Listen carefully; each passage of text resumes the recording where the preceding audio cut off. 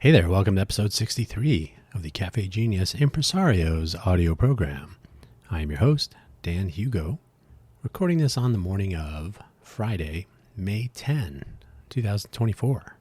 Today is sort of a follow-up, a part two if you like, but a completely standalone episode about SWOT meets Canvas. SWOT, S-W-O-T, not the special weapons and tactics of your local police.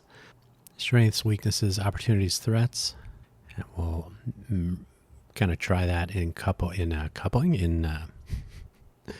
we'll try it with the canvas that I mentioned last week, the business canvas, or more specifically, the lean canvas. So let's get started. Hopefully, wherever you found this episode, you are able to locate the episode description where you will find the show notes. Rounding out the notion of requirement specification, this week we move from the MRD or PRD approach from last week to SWOT and a business canvas. Let us see how it turns out. I'll warn you right now, I went into more detail on this because unlike a marketing requirements document or a product requirements document, which are probably better suited for like an existing company with infrastructure and different little empires to satisfy and so on. For a startup, for someone building something novel, it's really hard to fill in all the projection blanks, all the future planning for something like an MRD or a PRD because they're mostly unknown. You should spend your time on the development side, not on the planning side, to that level of detail. Or not. Depends on your mileage may vary, as they say. So let's get to the links. The first two are, as usual, self-promotion. Buy me a coffee if you like. Buymeacoffee.com/Dan Hugo, wherein I list my various projects on the not great to edit with not great presentation profile page. It works. It's sort of like a text editable link tree. So you can create your own content around linking and whatnot to promote these things, and I use it for that. So rather than I can point you to different websites that are not yet published. I keep talking about this, but we'll kind of touch on this today. But really, you can visit the buymeacoffee.com/Dan Hugo profile page. It exists regardless of where my various website properties are under construction. A little throwback. And if you want, you are not obligated in any way, but if you do want to fuel the projects on the page, they're all powered by coffee. It's quite magic. So buymeacoffee.com/Dan Hugo, no obligation, but if you want, there it is. Ko-fi.com/Dan Hugo, ko-fi.com/Dan Hugo. Similar deal, although that's more of a feed, an update feed. So once I get the websites launched, and also each of the audio programs, since Google shut down their podcast platform, will have a YouTube component for podcasting. So I figured I'll make that kind of the first, hey, check this out. Now we're on YouTube. Will there be videos? Perhaps. I mean, it's not out of the question. I would really like to have some guests if we're going to have videos. And I would like to have a live stream so that we can have some interactive conversation. But we'll see how that goes. Next up, the link from last week that I called Lean Canvas, but it was really a business canvas. There's a little foreshadowing. Wikipedia page points. There are many interpretations of a business canvas. There are templates. There are as images, as Microsoft Word templates, as Google document templates. The list goes on. So it's a fairly accessible, not rocket science. It's pretty straightforward. And because it is one page, although it may end up being one legal size page, depending on how much you have to say about your product or your project or whatever it is, it doesn't go on for 300 pages. So it's a economical use of time, and it's productive because everything is there to see. And I'm sure I'll touch on this some more. I have misspelled this person's name, so I will correct it in the notes. It's like Ash Marya, who invented the Lean Canvas, and he has a company called Lean Foundry, LLC. So on their website, on their website, they have a lean canvas starter for free. I just went with the labels. I have filled in a lean canvas before. It's, again, pretty straightforward. It's definitely a good starting point if you're getting if you have some co-founders or some early contributors to the project sitting at a table. Maybe you have a whiteboard or something, a dry erase, and or my favorite, Sharpies and some over 5x4 index cards. Those are great. And you want to kick off the what are we here for? What are we doing? What's the deal?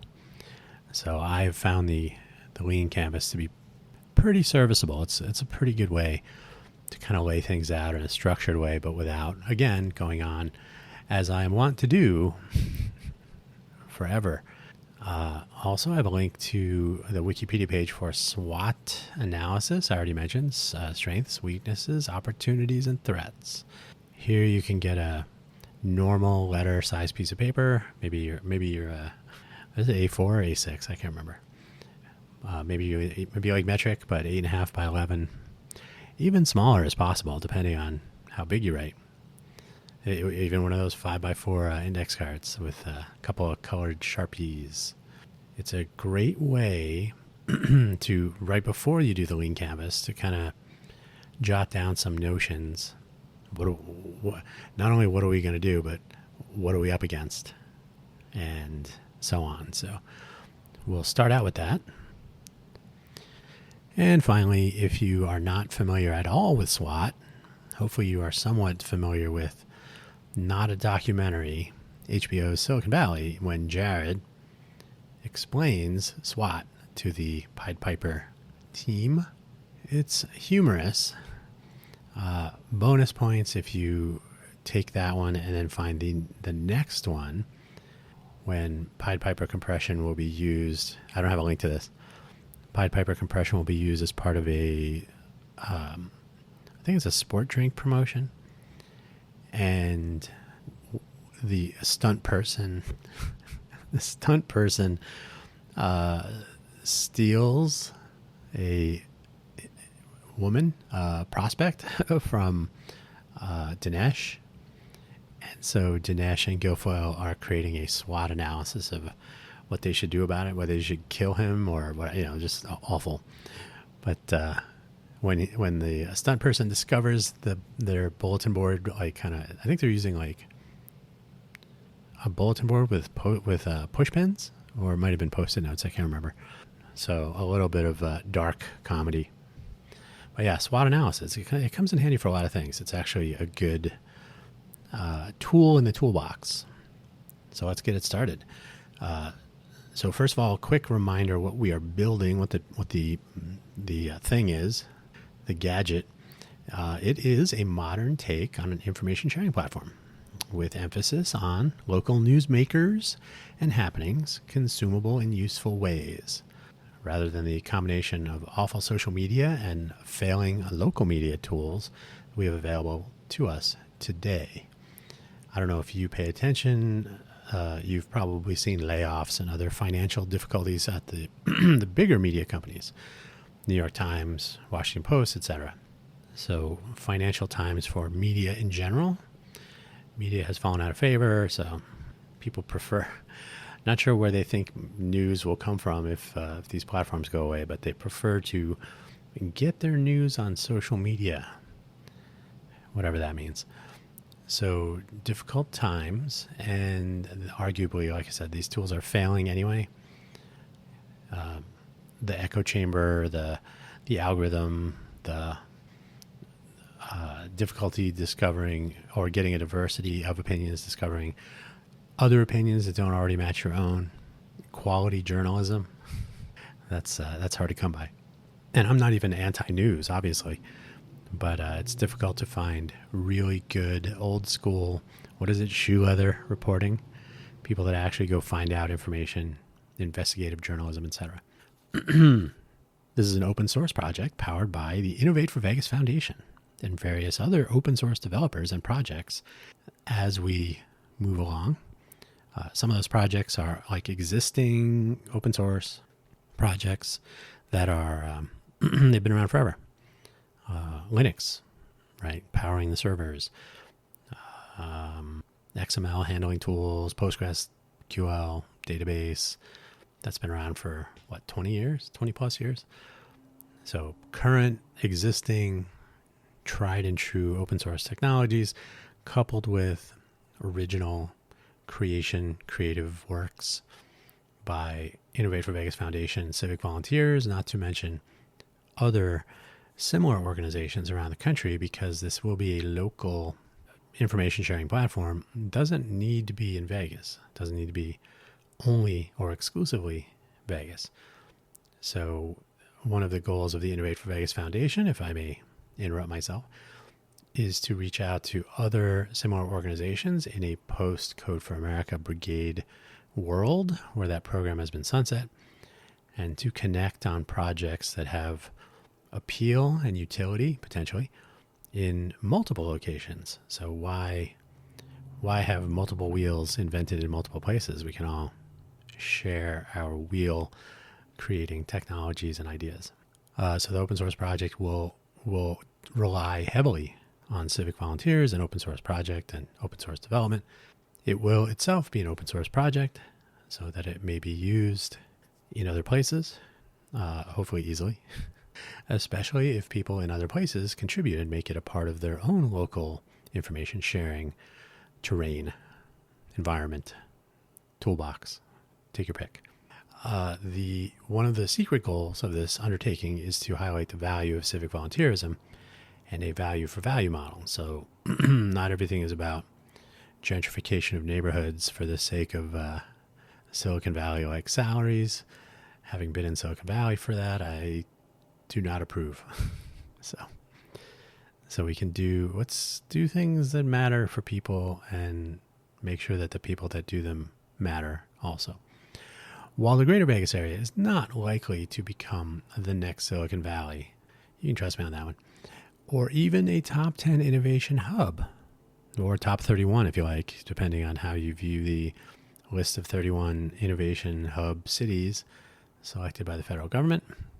I believe this area, Greater Vegas, is a innovation destination. It has actual potential, connecting the fun economy, which is definitely here to stay, with various elements that we have or that could visit, including plenty of meeting space, plenty of convention space, more and more technology resources, virtual reality, presentation, multimedia resources. You got the Sphere if you want to go really nuts.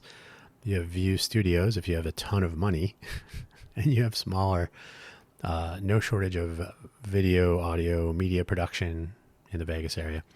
So constructing outcomes from innovation sprints and so on, totally possible. Reasonable access to the internet. Thank you, Enron and Rob Roy. And excuse me, and things to do for family members who join in on a rapid ideation sprint event. You and your company or you and your colleagues may converge on Vegas, take in a show, maybe do some gaming, watch race cars travel across our city streets sometimes.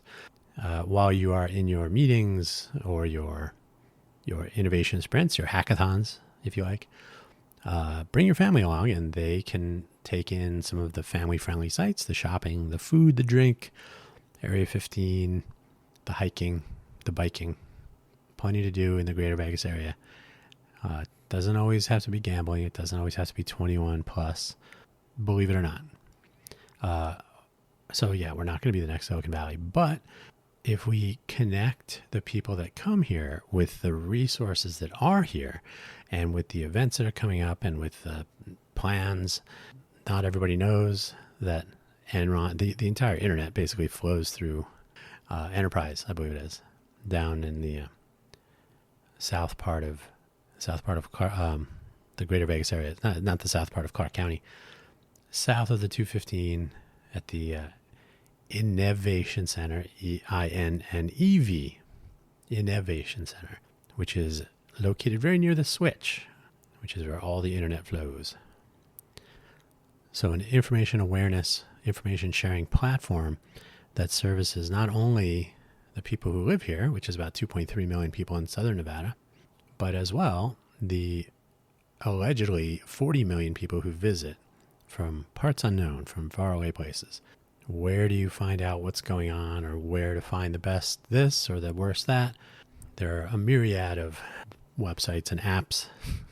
I am sighing because they're all not great, but they're there. That's what we have. So the idea is to mix and mingle the notion of current events, local resources, or what you might call an asset map, calendaring, smarter calendaring that takes advantage of existing calendar tools, decades old protocols and best practices, coupled with modernity, new ideas, and not tying everything to mobile apps.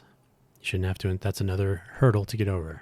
You shouldn't have to install anything to figure out what's going on. So now the SWOT: strengths, weaknesses, opportunities, threats. I'm just going to read them off in that order. Ideally, we would be joined together in a room or perhaps on a video call. This is not a one-way exercise. Normally, a SWOT would be constructed in a collaborative meetup gathering. So this is not totally ideal, but that's okay. Strengths: local first, motivated by people around us to be a smarter, smart city. Proactively engaged, experienced, and talented project participants. That's me. and there may be others as well. Weaknesses: low head count and recent levels of participation. I'm speaking of the Innovate for Vegas Foundation, but in general, it is very difficult in the greater Vegas area to get people to do things on a long tail notion. They are really into, where's the free food? What's in it for me? I'm not coming back the second time. It's a little disheartening. That is definitely a weakness here. A disinterested first degree population. That is, people who are not even interested in contributing, but who are around and somewhat aware. The Vegas culture, especially in the startup scene, which is not, it's kind of a facade, to be honest. There will be faux enthusiasm, but very little in the way of pro action. So definitely a weakness. And opportunities.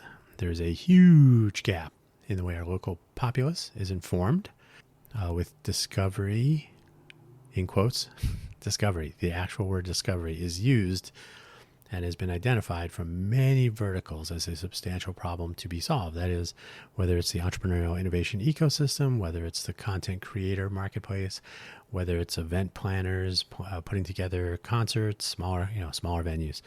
Now, if you are doing something really big and you have enough money or stature, or you know the right political or crime figure, the local media may actually mention you on the news, or they'll put you in the paper, which is online, of course.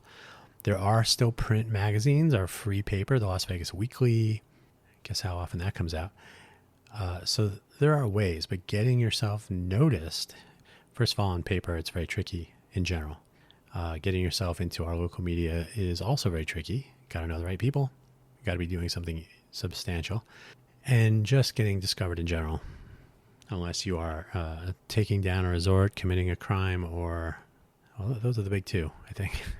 Maybe if you win a couple $1 million on the strip, you'll get a mention. So it's a little tricky.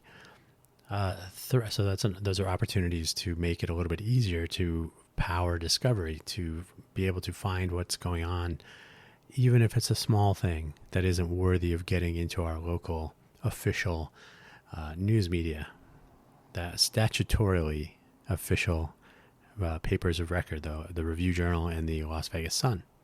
Who knew? Threats: the increasing use of AI, large language model AI, that is, which will make content generation, whether as social media content or news reporting. You can put that in quotes too. LLMs cannot go out and gather news, so they have to gather news from people who are reporting news and then summarize it. That in and of itself is not awful, but if it kills off the original or primary sources of news, now there's nothing to summarize. So who knows what's going to happen there? That'll be interesting. And a potentially noisy place will result, right? So you got a lot of bots, a lot of posting of of news or items, social media, salacious or otherwise. A lot of distraction, I read it on the internet. I heard somebody told me, and who will know for sure what we do know for sure? As it is, the current players in the news space are not doing well, and with their old methods. So I will refer to this probably again. I think I do. The inverted pyramid. So you put everything in that first paragraph: who, what, when, where, why, how. Okay. Then you spend the rest of the article, like half, 80%, telling the story that was in the previous article's first paragraph, right? So you always got to keep reminding people because they may not have read the story already. But this is the internet. So rather than having a new headline and a new story and trying to get clickbait and all that, I guess you can do that if you want. But really, news on a news timeline could be presented as a news progression of events on a news timeline. And then you can connect the actors, right? Like, oh, here's a story about Ward 6 councilperson Bruni having an event and getting up in front of the city council and making a proposal about something and getting into a car accident, whatever, right? It could be anything where you connect one person, a group of people, a company, etc. You can connect those things through different events and see a progression of things over time, whether, construction for the Formula One race, the eventual, somebody has created a petition now to stop the Formula One race, and it won't get any traction because it's not powered by big giant money. So because these things are invisible and they are sometimes reported on once, when the really bad news, like we're tearing things down to build a silly baseball stadium for an awful baseball team, that will get coverage daily. But hey, I'm launching a company in Vegas to help with, hello? Is anybody listening? No? Okay. Got to build a stadium. The second threat, novel is not always attractive. There must be a surprise, of course, so it has to be sort of familiar with the surprise. If you are a Raymond Loewy fan, you've heard that before. It is always possible the sizable part of the local population and maybe even the visitors who are, by nature, not coming to town to read news. Maybe some will. Depends on what our tools look like for visitors. That's why the Innovate for Vegas Foundation has a welcome project, which is the other side of the coin for the locals. Many will stick with the devil they know and not try out the new things, which is not great. This can be seen with tools or apps really, like Vegas Near Me, which appears to have very low adoption based on app downloads. But it is exclusively a mobile application, so part of it may be a barrier to entry. Hard to say. But obviously the existing news platforms are kind of threats, but they are not. There's not an opportunity cost going to one news website over another, so it's more of a co-opetition. Surely reposting of news, which is actually protected use of copyrighted material for the purposes of journalism. So repurposing, summarizing with attribution, of course, means that this will hopefully elevate the information sharing environment and will not cannibalize. So we'll see how that goes. Now onto the lean canvas. And if you are not looking at the lean canvas, that's okay. I'm going to read out the block head. 7 blocks, is it? 7? I think it's 7. 1, 2, 3, 4, 5, 6, 7, 8. No, 9. Sorry, 9. Knew it was an odd number. 3 squared. So the lean canvas, the business canvas, as I referred to it last week, although I called the link lean canvas, was a little foreshadowing. But I did also mention that I think lean canvas is an actual product, which it is. So I've linked to the source, and they have a free lean canvas starter, our one-page business canvas for startups herein. Since there are many unknowns when tackling an existing problem or gap in a novel way, it is not always useful. In fact, probably almost never, which is probably saying exactly the same thing, to write pages and pages and pages. And I've seen this. I've seen business plans for startups that are thick, small novels. And you're like, where did you get all this information from? Where is all this data? And why are you spending your time on this? I want to know about your idea. I'm not going to read a novel. Now, this is about, what is it? Fail fast. Try to get it up and running. Try to make some progress. And if it's not going to come together, then, move on to the next thing. So writing big, giant books is when you work at IBM and you're considering acquiring HashiCorp. And you do it anyway. So yeah, big giant pages, big giant tomes with many pages are not best suited, I think. And so I would agree, if anyone else thinks that, that startups should be spending time on massive documents. Your 12 slide deck and a 1-page lean canvas, probably ready to go. I haven't made a slide deck. Maybe I'll do that some week. It's too early at this time. While the Canvas approach is sometimes viewed as a static document that does not convey pivots, and so it's viewed as like it's a line in the sand, but it doesn't continue to offer value after it's initially created. But this initial canvas will remain a live or living document, thanks to your local software engineer keeping it in sync with the user stories and other project specs and direction. Also me. All right, so now we're on the lean canvas. Problem and existing alternatives. So big corporate social media platforms have completely altered the perception of what news is, what facts are, and how natural discovery might even happen. When is the last time maybe you Googled for something? Google is even giving artificial intelligence, large language model, generated text responses, or they will be soon if you're not seeing them already. The notion that you need to be led down the path by your hand, taken by the hand, led down the path to find anything now is well, it means you accept what you're shown, what you're given, and how often do you continue searching after, I found one result. That's good. I'm good. Good for me. So natural discovery, where you actually venture out and seek other possibilities, other thoughts. And, this is obviously easier with physical media if you're in a library or a bookstore, or flipping through newspapers from different places, or even flipping channels if there were good news outlets to check out from other places. Get different viewpoints and so on. So natural discovery problem. And then local news and even national news is losing favor, and so losing money. That makes it tricky for the near and distant future. Local news in the Greater Vegas area focuses significantly more time and content on the fun economy, crime and politics, and real estate. It's not that they completely ignore everything else, but you'd be hard-pressed to find, I think Channel 3, the television news channel, Channel 3, I think they do, anecdotally, the best job of any sort of community outreach. They will feature students, individual or teams that have won hackathons or challenges and whatnot.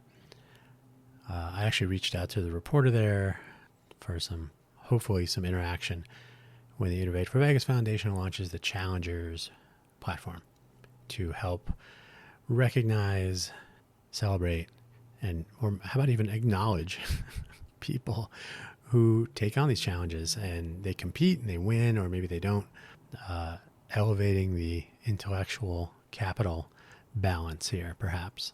So they put more time and content into those, especially crime is always a thing. We get a lot of crime reporting, but it's really the fun economy things. So-and-so won a jackpot. Local wins jackpot at downtown casino. That will make headlines. Local innovator launches company. You're never going to read about that. So I think it's a kind of a shame. So they're leaving out small business and individual focus where it might actually be beneficial. One person doing something unusual or with far-reaching possible results or outcomes. Focus and celebration on individual and group achievements, especially in academia, but in general, are often nowhere to be found unless you are a celebrity. If you are Marky Mark or Dean Cain or any of the other unnamed Hollywood celebrities that have been relocating to the Vegas area, I'm sure it's a lot. They've named 2, but it's probably way more than that. They would probably name them if it was, but who knows? Digital news platforms are mostly print media, content structure put on a web page. While the inverted pyramid is fine, as I mentioned, that most of any given news article is backstory from the previous story on the topic is telling, because we have the tools. We have timelines, maps, data analysis, charts, graphs. We can do all of these things, but we are relegated to the written word in the inverted pyramid because that's what the journalists, that's what the copy editors, that's what the news platforms are familiar with. That's what they're created for. WordPress is a throwback to the Gutenberg press, which was built to press books. Books are awesome. I love books. I read them all the time. That's not necessarily the best way to report on news, but that's the style, is as though we are pressing our little metal type onto paper in the old ways. There's a lot left on the table. There's more tools and methods available today, and more will be available tomorrow. We cannot treat news or content as if it is merely the filler between ads, but that seems to be where things are. With a shift away from site ownership, where everybody had their own website. Remember those days? Maybe you don't. I do. Even on the part of government is so often using social media now to get the word out. It still floors me that the White House uses Twitter or X. Well, why is there not a White House or a federal government feed of some sort? You don't have to join. In fact, you shouldn't join. You would join it if you are a part of the government. But if you want to get official news, or if you want to get, and you could follow them, if only there was some sort of a federated, decentralized platform that would allow you to follow accounts on other servers called Mastodon. Anyway, and by the way, Truth Social is based on Mastodon. I don't know if you knew that. But people don't own their own websites anymore, so everything has been pushed to social media. And so your readership, your potential clients, your customers, the people in your city are algorithmic consumers. They're not finding necessarily what they're looking for. They're finding what they're being given. We risk our local efficacy, handing control of our communications and potential outcomes of those communications to those without investment or interest in those of us here on the ground. Elon Musk, aside from his violation-fraught, unsafe, boring tunnel project for the Loop, aside from that, I don't think he really cares about Vegas, certainly not the people of Vegas. There are new possibilities on the horizon emerging with the disenchantment many have with the big companies like Meta and X. And there are not too many more. Not too many more. By the way, I'm reading this because it's as though it is on the paper that I have filled in the lean canvas. So this, what I have in my notes here, which I'm reading, mostly I'm reading, does indeed form the original lean canvas starting point for this project. So it's dual use content for the win. So yeah, the Meta and X, and there aren't too many more. There's no more Orchid. There's no MySpace to speak of. I think it's still running. Instagram is Facebook. What else? YouTube is an ad platform. So it's going to be tricky out there. So people hand their brand and their content and their revenue streams or their engagement with their customers or fans or whatever it is. And I don't even want to talk about Discord because that's a closed silo. I'm less and less a fan of it all the time. But the advent of ActivityPub, which is what makes Mastodon go, and other platforms, which enables proactive sharing of activity stream data, and it's all open source with some rising stars. Oh, this will sound familiar. Mastodon is a Twitter-style microblog, pixel-fed as an Instagram-like photo stream. Lenny, Lenny, Lenny, as a Reddit alternative. PeerTube, P-E-E-R, Peer. Tube as a YouTube alternative. WordPress is enabling ActivityPub integration, so now your blog can be followed by a Mastodon account and vice versa. Well, I don't know about vice versa. I've not looked at their features. And then more on the horizon. People are getting, and I've given you 1% of the tiniest sliver of what people are working on. Open source, this could be done better this way. Okay, well, do it. Hey, that's what we're talking about here today. On the news side, platforms like Patch, which I think AOL purchased, I've talked about Patch before, appear to be lingering. There's still a Patch for Las Vegas. I believe their model was they had a central server and then you could find the cities. My model will kind of have something like that. It will be much more like start your own server kind of thing. So yes, WordPress can enable homegrown news sharing platforms with a variety of available plugins and themes and so on. WordPress popularity, again, these are existing alternatives. WordPress popularity, which is significant, makes finding people to configure and manage, even customize a WordPress deployment pretty easy, not overly difficult. So the WordPress platform as an existing alternative for information sharing and arguably with ActivityPub integration, a potential sort of social media alternative, depending on how it's put together, that could work. It is... the thing about WordPress that I'm not a fan of, aside from the fact that it's written with PHP, unless that has changed drastically, but that it was written to be one thing 20 years ago.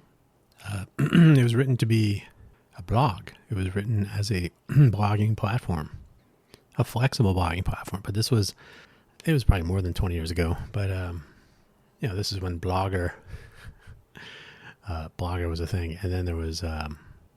this is a long time ago. Type something, not TypeScript, but LiveJournal was not a platform. So I mean, there was this age of blogger-like platforms that came around. So if you're not going to write your own or deploy your own blog platform, you could take WordPress. You could use it as a hosted platform, or you could deploy your own as an open source project. And then the marketplace for plugins, extensions, themes. Man, my voice is fighting with me today. Sorry. Themes, etc. So WordPress has become this like Katamari Damacy. The game, it's an Asian. I think it's Japanese. I think. Sorry if it's not. A ball rolling over things in a city, and every time it just picks them up, and so the ball gets bigger and bigger because it's everything it touches sticks to it. So WordPress is kind of, after so long, and I think it's like something ridiculous, like 80% of the internet is running WordPress. First of all, that's a security concern. If everybody is using the same of anything, and then someone finds a weakness in that thing, now everybody has the same weakness. It's like everybody being susceptible to a novel virus. So I think WordPress is certainly, for what it is, or what it was, I guess, is fine, but it has been leveraged far more than I think it should be, which can stifle innovation. So if good enough is going to be good enough, then you don't end up with things that are better, because you just say, I can just slap a few extensions or plugins together, wrap it with a goofy theme, and there you go. I have my new local news platform. I didn't have to put any thought into it, and that will that will set the tone, right? So with a solution block, an open source platform built from the ground up to integrate existing protocols. That means classics like HTTPS, but also email, who knows, maybe even NNTP, the network news transfer protocol. Certainly email, probably going to figure in some RDF as far as file or data protocols, graph protocol. So protocols and methods with novel schemas like ActivityPub, Activity Streams, ActivityPub. I personally am not a huge fan of RSS, but that's in there. I would really love to see a transition back to what could have been more use of semantic web approaches, I guess, to connect ActivityPub to connect new social media platforms and existing websites to draw in local events, people, and information without requiring reporting resources. That means you shouldn't have to come to a website and repeat yourself. So the Facebook notion of the open graph, where you paste in a URL and it goes and grabs a description and an image and a headline and the URL of the article if it's different, that's a good starting point. Facebook sort of reduced the amount of flexibility available in the open graph protocol. They removed objects that they supported. I think it's been unfortunate the way they've kind of let it languish. There was a lot of potential there. But if we enable you to own your content on your company website, your personal blog, but you make it easy to share and find and alert people of changes and so on, that's a part of it. It's a part of it. Enable actual journalism. So you shouldn't need, by the way, reporting resources meant reporters, journalists. So you shouldn't need to have journalists to share information, right? Journalists have things to do. They should not be the gatekeepers of all, the journalists and corporate news, business interests, I suppose. So actual journalism with something other than a blank text editor should be possible. So maps, timeline, items, network graphs, general data-first approach to gathering, analyzing, and presenting facts, including updates as facts become more or less reliable. So have you ever seen a news story like, I don't know, they're reporting on a virus and they say masks are bad. And then 2 weeks later they say masks are good. And depending on how you sample your news feed, you're like, they just said masks were bad, and then they say masks are good, and you don't know any of the intervening details or discoveries. Maybe you're not familiar with science. And I will say that they did a horrible job of communicating the situation. But people with a science background or familiar with how science works know, they got new information, they captured new, and then maybe they were trying to spin a story about resource availability. It's a big mess. Transparency is good, but it's very easy to make things clear in order on a timeline. When things are happening, you can include why. There you go. The more gaps you have, the more distraction is possible. So as facts change, you should be very clear. You can do an update on a news article today. They do, we added the part about how masks are good now. So that almost makes it worse. So if you can actually show time, event, none of this is new, by the way. Mask bad, mask good, rule, why? Okay, this, and this study, this report, blah, blah, blah. You spell all the information out, you make it very clear.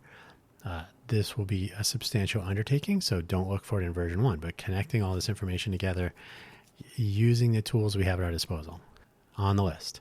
Integrate with existing tools that people use. So rather than writing an app with some goofball, hey, we're just going to show you headlines in a picture. I've seen that. I think Smart News application does that. People don't read if they're like, I'll just go by the headline which is written as clickbait. So it's exciting, but it may not even be true.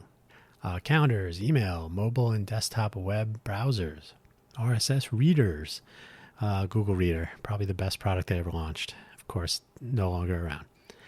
And so on. So if we can interoperate with things people already have, we can take advantage of familiarity and offer the surprise of novel ideas without requiring an installation and a sign up and a adoption of new, like, this is confusing, I don't know where to find things.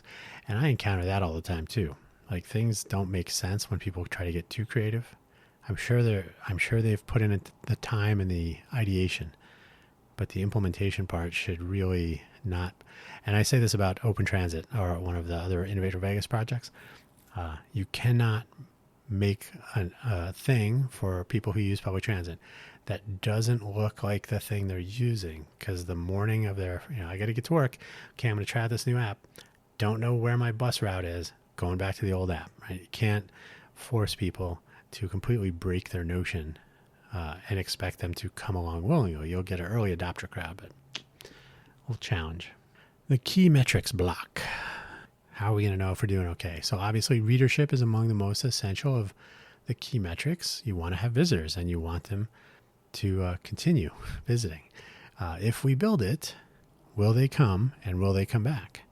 So If that proves to be the case, if we can watch uniques going up, traffic goes up, uniques goes up, people must be returning. Revenue generation, which may vary between ad-driven, subscriber, value for value, or perhaps other models, which I can't think of at the moment, but there probably are, based on which of the tools we are monetizing. So the platform as pondered at present will have different platform focus areas. If you remember the old Yahoo YouTube, the old Yahoo, they would acquire properties, but they would keep them as independent units. So Yahoo Cars, which, sidebar, that was the most profitable of any of their acquisition and sort of modular properties. So Yahoo Autos was essentially a standalone component under the Yahoo brand and through the Yahoo platform, the portals, and all that. So a similar approach could be taken. And so content creators, if you want to have a complete sort of comprehensive perhaps, but definitely extensible guide to who is creating content in Greater Vegas.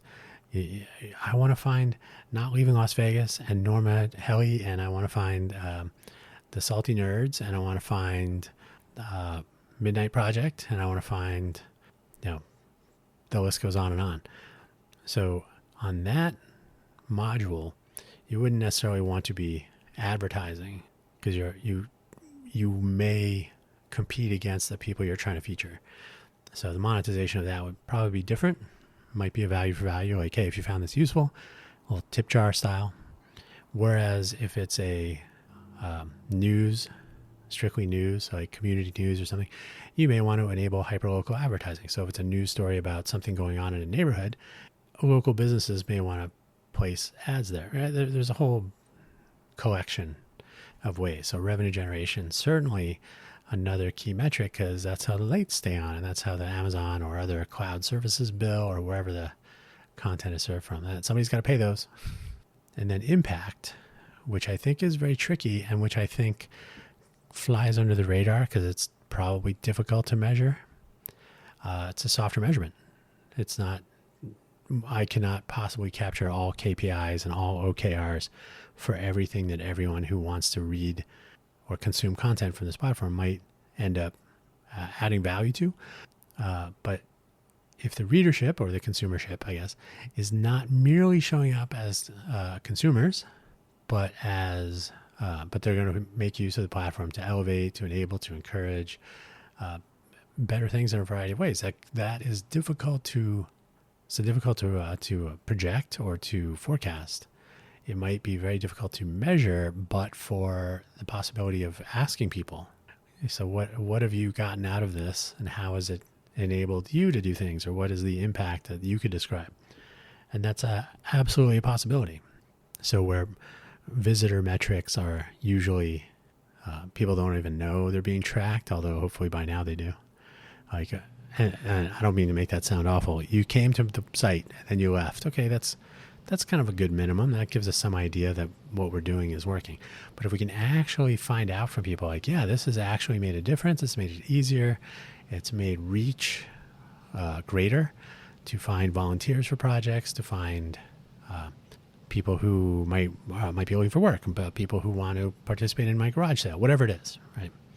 So if people actually find value and we can ask them to describe the impact, the value proposition, and how we are coming through with it, that would probably be I'm going to say the most valuable real metric, not a signal metric. This would be an actual human factor, maybe objective. No, I'm sorry, maybe subjective, but useful nonetheless. The unique value proposition and high-level concept. For my own part, since I have been involved in one way or another in media and even news media in so many ways over the years, coupling a local first modern information sharing platform project with my actual technical background enables implementation over curiosity. We can build it. So in other words, I didn't know we couldn't. Oh yeah, no, I do know. And you'll get this when I worked at salon.com. I worked there when they were 10 years old. So 10 years in, and the editorial staff, the professional journalists and writers and columnists and so on, were completely divorced from the technology, maybe rightfully so, but they were so completely divorced that the notion of presenting their content in new ways or with new visualization accompaniments, new accessories next to their articles, completely foreign to them. They're like, I didn't even know we could do that. I think we've come a long way. I was working at Salon in 2005, so I'd like to think we've come a long way. But the fact that I've kind of had a foot in both pools with some weird fence or bank between them or something, the fact that I can kind of do both at least gets us up and running. So I think I have some interesting ideas. And I think if we can get some civic volunteers to jump in on that and get input from other localities, we'll probably have a few different ways to describe the elephant, and then we can actually build it. So I think that's a unique value proposition of how we're approaching this. Reaching out to open source civic volunteers, hey, I just started saying that, to contribute based perhaps on needs of their own local area, and the people who live there will make this a more flexible, more accommodating platform, hopefully. If you had input on the Tesla Cybertruck, would it look the way it does?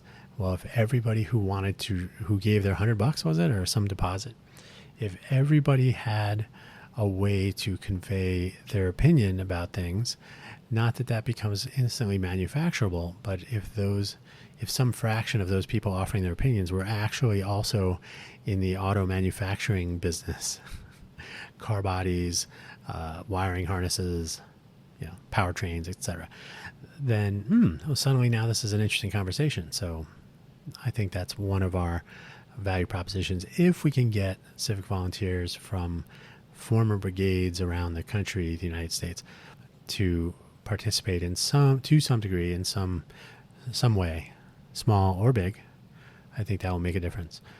The intent is to make this my high-level concept, which, by the way, I think the example on the Lean Canvas template is YouTube is the Flickr of movies or video. And Flickr also supports video, so Instagram, my own Instagram, is what Flickr could have been. So we're going to make the Hitchhiker's Guide, sort of information awareness, where the technology is a tool, the information is live and not merely words on a digital page, and the reader is a part of the process. That means co-creation of information and information sharing. I think we've reached that point, not people commenting. And by the way, when I was at Salon, there was a project which I thought was going to be poorly implemented, and I think it kind of was, called Open Salon. And Open Salon was people just blogging on the Salon site. So the formation of communities and whatnot. But I think you end up, and I believe their downfall, this was after my time there, the downfall was just the onslaught of bad actors, robots, plagiarized content, who knows. It was became untenable. But you had people handing their content, their words, handing them over to Salon to host. And I think this is the first thing we can overcome. You should be able to find information, but if our entire company shuts down, all that information shouldn't just vaporize, right? We should be connecting, not acquiring, I guess, ideas, information, etc. By the way, a lot of information will be published as open data where that is possible. There's a whole open data capture platform project at Innovate for Vegas Foundation, so we'll integrate that notion as well. What is our unfair advantage? We are taking a bottom-up, reader-first approach to the platform and news and information-first approaches to the data model. So I think what you find in, for example, WordPress, it was how can we make it easy to make a blog? So that was an easy data model. The reader of your blog was really more of your concern. So sure, it works. There you go. So I don't think that was a tier 1 concern. It was tier 2 maybe. I'm guessing. So the approach will be essentially with the technical skills and savvy to do this, to look at what's been out there for decades, all the way back to print media, really, and apply what's currently available in modernity so that we are not producing yet another WordPress, to be honest. Working with civic volunteers, we can tap into the desire, hopefully that they have, the thing that's been powering them along, doing their volunteer effort, to elevate our local communities. They can be here in Greater Vegas or elsewhere. Ideally, we'll have people from elsewhere joining in based on application of technical and creative skills to human interaction. So this is the opposite of a big company, which all too often will follow the Cory Doctorow doctrine and make profit and even domination over their advertisers. So they eventually stop servicing their advertisers in a beneficial way, making profit first rather than the users. That's part of the impoopification timeline. It's unfortunate. So we're taking a totally different approach. Makes an unfair advantage. Focusing somewhat on the value for value. Oh, by the way, we also don't intend to take over the world. The idea would be to make a platform that works in each locality. So it should be customizable, extensible. And if we involve developer contributors to the project from different places along the way, we don't end up, we didn't even think about that one thing and it's going to break everything. So the more ideas and inputs along the way, the better. So we can do this by collaboration with Innovate for Vegas Foundation and other peer organizations around the country. We don't have to think of it as competition. It's cooperative development of a mutually beneficial, community-driven, if you like. Community is not a great word. I don't really like it, but it is what it is. Driven platform.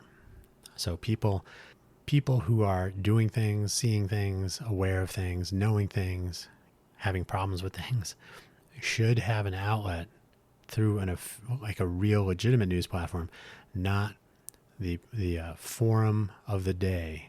Nextdoor.com, I'm talking to you. Awful platform. Awful. Channels, our paths to customers. So first of all, our customers are our readers, our consumers. So people who are consuming the platform services are the people we hope to service and serve. They are our customers. Ideally, we would have a value for value. That is, our value proposition becomes eventually delivered value. And so each new visitor comes back and brings a friend and says, oh, this was good. And it won't be like, oh, it's just ads all over the place, or, it will be a truly,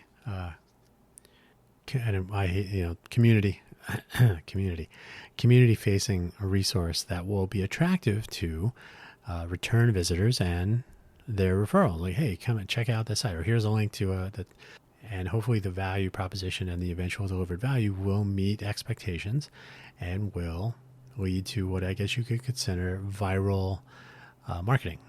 Tell a friend, bring two. Specific content items like news about a startup, a new product, a service available, or other. Press mentions, social media, and in tools, calendar apps, for example. So for example, if you are having an event and you put it in our smart calendar, Smart Cal, that's a Innovate for Vegas Smart Social project component. By the way, Smart Social does not necessarily mean social media. It sort of means capturing data and capturing data from people and things from different places, right? Just like social media captures rants and trolls. But Smart Social is a little bit more expansive than that, a little bit wider net. So calendar events. So if you publish your event, or you actually share your calendar is the model. Share your calendar with the Smart Social server, SmartCal, and then it makes that available to other people. Then you might tell people, oh yes, you can find our calendar on the platform here in the calendar section for events. And that will make it easier for you to keep track of this event and others. Unlike Eventbrite, and we use standard iCalendar streams and CalDave servers, interoperable, et cetera, et cetera. So the value that's offered through using these standards makes it easier to use and therefore tell your friends. And these are specific items, right? So a press release might be just words. It's just a story that's being told. But if it can be discovered and connected to other relevant things, maps, calendar events, etc., and then again, people can make use of those elements through calendar tools and etc. So you basically make it valuable by making it accessible using what people are already using. So that's a channel is, we can serve you RSS pages or a calendar stream, or those are the only ones coming to mind at the moment. Schema.org marked up data, right? Network graphs of connected information. We can serve you these things so you can consume things as you would like, and that will make it easier to say, I like this service. It works with my Outlook calendar automatically, etc. Finally, direct collaboration with local individuals, groups, companies, agencies, and governments to connect their data, information, and future with everyone. So, for example, if your local city has their own website, but they really spend more time posting Instagram videos, first of all, is this where we are now? But second of all, can we make it easier for you to share information about what's on your website and in your Instagram videos so that someone who's not following you on Instagram can still figure out what's going on in the place where you live? Huh? You think so? So direct collaboration would be more about kind of evolving a content hosting experience or a content discovery, or so hopefully things would be learned from that side of the coin as well. By the way, to be able to make it work better, to make information more easily discoverable, to make that startup easily found, where today it's like, where would I even find information about your startup? Your website is not showing up in search results. You're not mentioned on any calendars or there's no articles written about you. Yeah. So if you can make things discoverable, the value proposition to those people, those users, those consumers is, hey, yeah, this platform works because it makes it easier to find things that are otherwise impossible to find. So it's really a value demonstration path, I think, to the direct collaboration. Customer segments and early adopters. Customer segmentation is fairly straightforward. We've kind of touched on that just now. Consumers, so this is your casual person, hopefully not a chat GPT or a similar robot from OpenAI. Consumers of the platform content, whether it's words or maps or timelines or audio, whatever it is, anything. Primary sources, these are entrepreneurs, content creators, journalists. So these are the people that are probably going to be appearing through their work within the pages, within the views of the platform. Without these people, there would be no need for a platform, right? So these are primary sources of data and information and analysis and more. They will probably be, this would be where bylines and attribution point. So some way of connecting with them for a two-way relationship, so they become customers of sorts, right? Clearly, if your content is appearing in a useful way on our platform, you could come and hang out and see what comes of it. And then promotional sources. So arguably advertisers. I'm not against advertising, but I know I'm against too much advertising. The press releases, announcements, launches of things. This again, calendar resources to advertise an event could be very useful. If you don't maintain your own calendar, shame on you, but that could be an option, so that an official calendar that is not tucked behind an Eventbrite, whatever it is they do, or meetup.com, complete and total absolute uselessness, would have some utility. So promotional sources that want to help or that need help getting the word out about things. Social media kind of has diminishing returns at this point. That would be the first answer. Just post it on LinkedIn, the number one social net, blah, blah, blah, blah. Yeah. Good luck if you are doing something new. We have 2 followers. So early adoption will almost certainly be based initially on organic outreach and initial aha lean in, sort of viral / wandering around search results or links from other sources and sites and whatnot. Reaching out first to local influencers in the content creation space is a part of the presumption of early adopters. So in other words, if we have I don't want to call it a directory like it's a for you or a recommendation page, a little bit more useful than that. But if you can figure out, for example, I'm looking for a place to go get pizza in the greater Vegas area, and I just got here and I'm leaving tomorrow, how many hours should I spend flipping through YouTube videos to try to figure out, or should I just go to Eater, right? So you can actually group things together by that. And so people would at least be able to find resources from people who spend a lot of time creating the content. I mean, there are some people that spend, I don't even know how they spend time in their own bed. They're trying out all the resorts, all the amenities, the pools now in the summer approaching, restaurants, etc. So sometimes locating them at random, like they're presented to you through some algorithm, is one thing. But I need to find a good pizza place. Now what? Did they post on Instagram or YouTube or TikTok? Or do they have a blog, or do they write an article on Eater? Or so if we can start gathering some of that stuff up, I think that'd be an interesting way to begin that two-way conversation, maybe. That's my. So I called it earlier adoption. Was from local influencers. So earlier adoption, two-way, and then early adoption will ideally come from those who contribute content in one of several ways, and then benefit from that contribution such that they want to share links on their own website, social media, and with their friends and colleagues. So then you end up with a sort of almost more of an affiliate linking scheme. Like, hey, your content appeared in the realm of this platform in whatever fashion.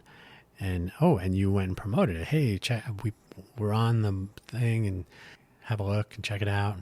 And then that kind of reinforces your own outreach, and you say, oh, this was actually valuable. I'm going to tell my friends about this. So our early adoption, not the earlier adoption from content creators, but early adoption from like normal people who find that the discovery mechanism without algorithms could actually work. I know I'm being purposely hand wavy about what? No algorithms? What does that even mean? But got to hold something back for the demo, right? Finally, with the last block, cost structure, the bulk of the startup costs, in this case, are development resources, i.e. the civic volunteers behind particular open source project components. So they could be with Innovate for Vegas Foundation or other brigades, not to mention open source developers in general. These are often hidden costs, but to believe that free, as in free software, is really free, as in free beer or free food or free rent, is not a healthy way of viewing the time of others. So ideally, our cost will be hopefully deferred. A lot of open source projects are already open source; they're already available. Some of what we will be developing will be new software development. Some of that will have a deferred return on investment from the people who offer their time. I'm laughing because it sounds like I'm trying to pull a fast one, but I am an uncompensated volunteer at the Innovate for Vegas Foundation, just like anyone else would be. So I put a lot of time and energy in for the long tail, for the eventual outcomes. And the goal is to have eventual outcomes. As I often say, I don't want you to work for free, but I want you to be willing to work for free. And I certainly have the hat and the t-shirt for that. Hosting fees for the platform itself will be the most obvious and visible expense early on. Where volunteer time is a little bit softer, it's a little bit more deferred, or some other, like maybe you didn't get cash, but you got a job at whatever.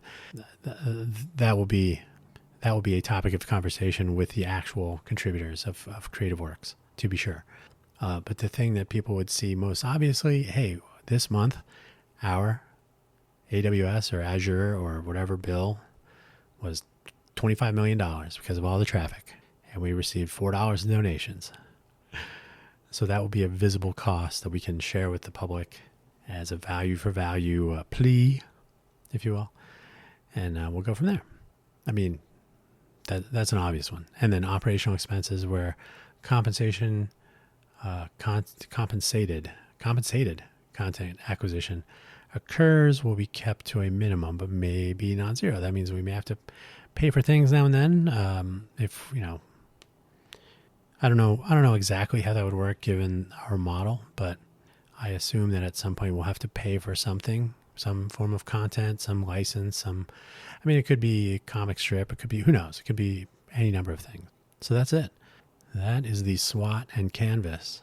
I think I said SWOT meets Canvas, but I think SWOT and Canvas sounds like a law firm or a bar or a restaurant.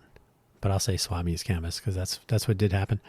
That is the rundown. That is how this thing is coming together. It's coming together a little bit slowly because I'm trying to do some administrata on the Innovate for Vegas side. We really need to connect the civic volunteer organizations around the country. There was a project in motion that appears to not be in motion now. So this was a top-down, let's all have a meeting together at one time. And that proves difficult with a lot of moving targets that are trying to get things done on their own in their own lives and so on.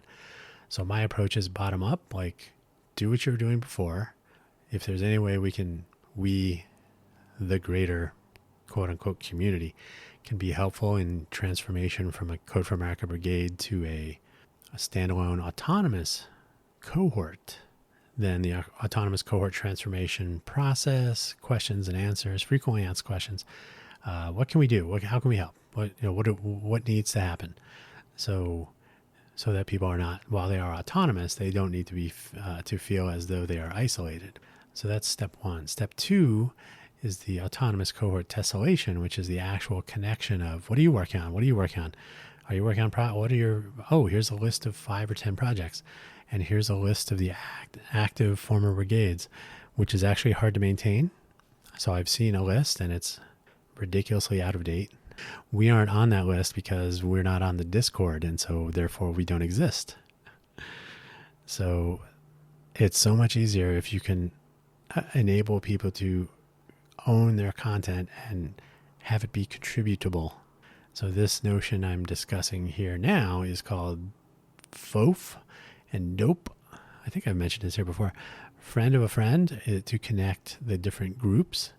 So if they're part of what we call Project ACT, Autonomous Cohort Tessellation or Transformation, Project ACT.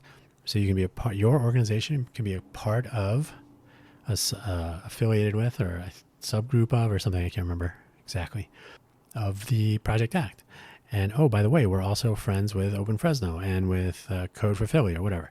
So if you start building this network, you decide who you're connected to. If you decide you don't want to be a part of anything, you're shutting down, whatever, delete the file. When the spider robot goes through and gets updates from everything, it'll say, that one's gone. We'll mark it as fading away. And then after a while, you fall off the list because you're not around anymore. So that could be a month, it could be a year, probably a month. Once you've deleted the file, that's a proactive step. So it can be that simple. No longer are you on the list for this? Are you on the Discord server? Are you on the Slack? Are you in the LinkedIn group? Are you in the Facebook group? Come on. The technology has existed for 20 plus years to do this. So FOF and then DOPE, description of a project, DOAP. These are making use of the semantic web, RDF. And the more I've become refamiliarized with it in the past 2 weeks, the more I think that this will figure in as well to this project. So we'll try to make discoverability and use of these old standards that actually were pretty well thought out and are still in use today, by the way. I'm not going, let's bring back the covered wagon. No, these are things that are still in use by large entities. And it's mostly, I think, laziness that has driven us to, let's just use Twitter. But wait, if we just do a little bit of work, I don't want to do a little bit of work. So anyway, that's where things are. That's where I will leave it today. There's a ton of work to do, not the least of which is some of this outreach to see if anyone else wants to participate in projects like the MyMuni project or the Welcome project or the Smart Social project or the Open Data Capture Platform project at the Innovate for Vegas Foundation. Those are the components on which this startup, this local information discovery, sharing and discovery platform, we'll be building it on that. So a deployment of open source software. It's been done. It's been done thousands of times. So that part isn't even a challenge. It's been done. I will leave you there. I thank you for listening this long. This was actually faster than I thought it would be. I usually truncate silences. So if I had to pause for getting some water, which I'm going to do now. So pauses and ponderings, I truncate those out. So I will tell you right now, we are coming up on 1 hour and 25 minutes, just shy. So hopefully when it's truncated, it'll be closer to probably an hour and 15, maybe. Just a guess. So I'll leave you here. Thank you so much. But don't forget, buymeacoffee.com/DanHugo. You don't have to buy me a coffee, but that's where I have links to all the audio programming, the GitHub projects. There will be more. For example, this thing I'm talking about right now, not on there, but it will be. And ko-fi.com/DanHugo, ko-fi.com/DanHugo for whatever I start publishing there. You can also buy coffee there as well. Don't feel obligated, but you're welcome to do so. On that note, I thank you for listening as always, and we will catch you next week for episode 64. What will that be? Tune in and find out.